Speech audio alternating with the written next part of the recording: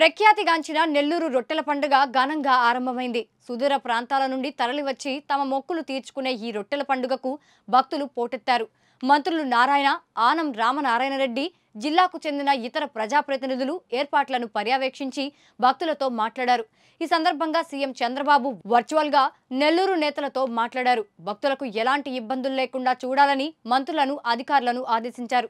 ముఖ్యమంత్రి వర్చువల్ గా కనిపించేసరికి రొట్టెల పండుగకు వచ్చిన భక్తులు ఆనందం వ్యక్తం చేశారు.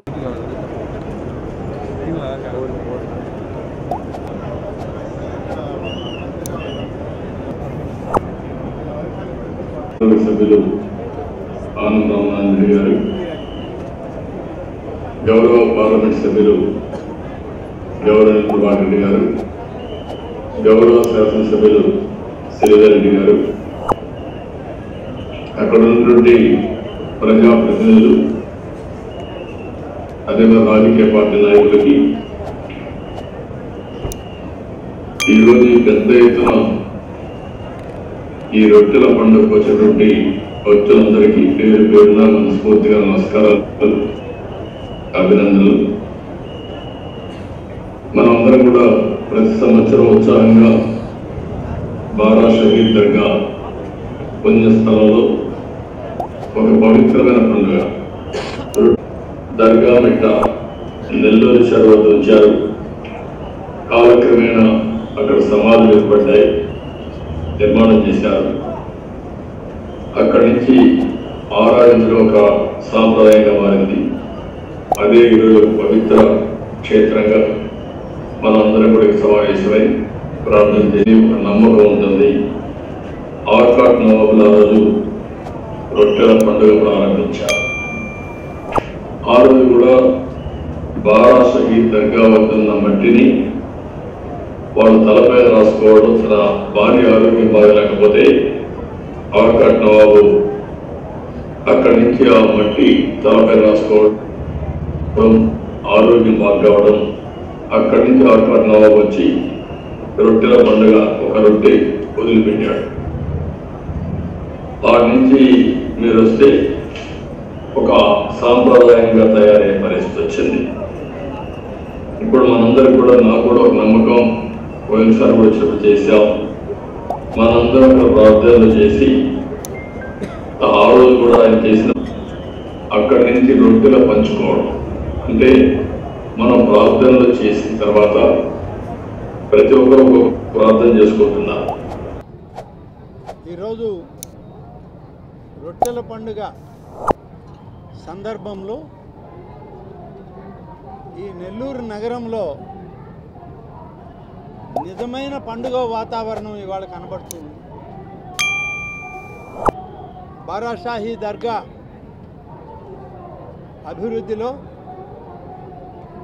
అనేక మంది పెద్దలు ఎంతో కృషి చేసిన 2014 తరువాత ప్రారంభమైనటువంటి అభివృద్ధి కార్యక్రమం ఈ ప్రాంతంలో ఇంకా కొనసాగుతూనే ఉంది.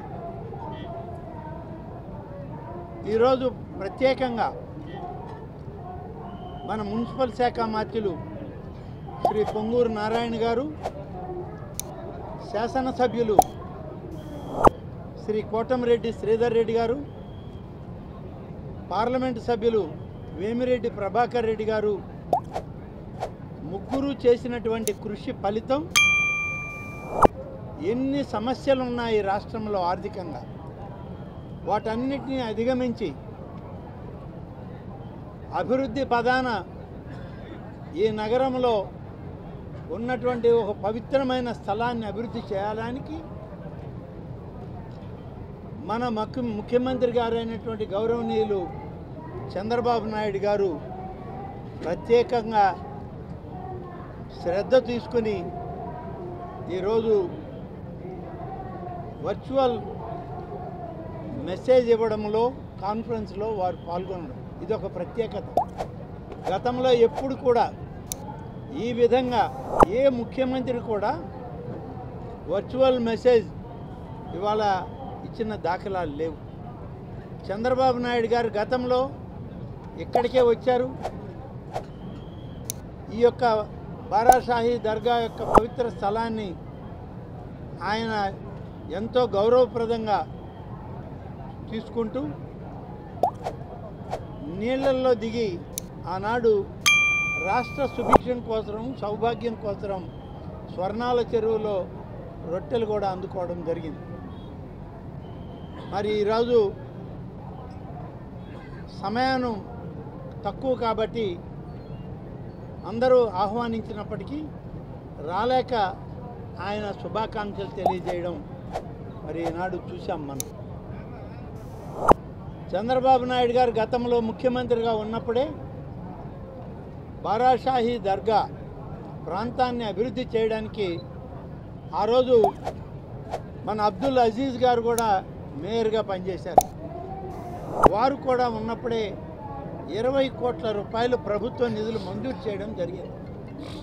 దురదృష్టం ఆ తర్వాత వచ్చిన ప్రభుత్వాలు ఏవి కూడా దీన్ని ముందుకు తీసుకుపోలేనటువంటి పరిస్థితి. ఇది హిందూ ముస్లిం సామరస్య వేదిక. దీనికి ఎవరికీ ఏమీ అభ్యంతరాలు లేవు. అన్ని మతాలు ఇక్కడ కలుస్తాయి. ఈ రొట్టెల పండుగలో అందరూ ఆనందోత్సాహాలతో కుటుంబ సభ్యులతో అంతా ఒక కుటుంబంగానే గడుపుతారు.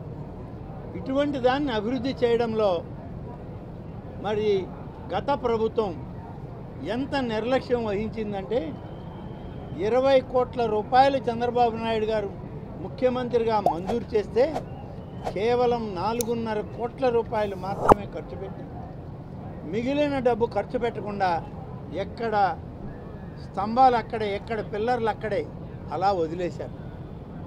ఆ ప్రభుత్వానికి చిత్తశుద్ధి లేదు.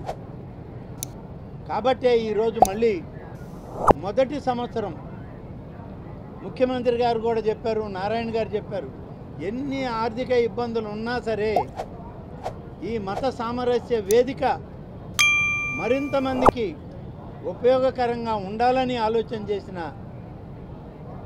చంద్రబాబు నాయుడు గారు 5 కోట్ల రూపాయలు ఈ ప్రార్థనా మందిరం పూర్తి చేయడానికి కావాలని అడిగితే ఆ 5 కోట్ల రూపాయలు ఇవాళ వారు సందేశంలో మంజూరు చేశాను, మీరు పనులు మొదలు పెట్టండి అని చెప్పి మరి మంత్రి నారాయణ గారికి అలాగే శాసనసభ్యులైన శ్రీధర్ రెడ్డి గారికి వారు చెప్పడం జరిగింది.